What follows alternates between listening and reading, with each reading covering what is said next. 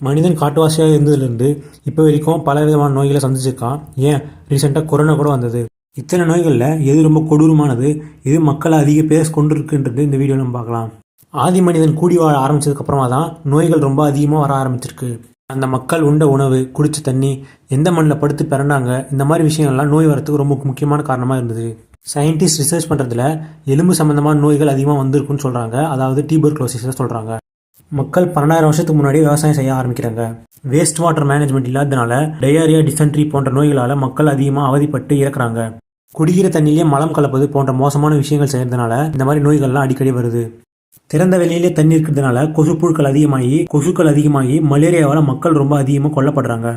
Malaria மனிதர்களை கொன்ற மோசமான நோய்களில் இதுவும் ஒன்று. உலகத்திலேயே மனிதன் வீடு கட்டி வாழ ஆரம்பிச்சதுலேருந்து இப்போ வரைக்கும் மலேரியா ஒரு பெரும் சவாலாகவே இருக்குது. இதோட ஃபுல் வீடியோ நம்ம யூடியூப் சேனலில் போட்டிருக்கோம், பாருங்கள்.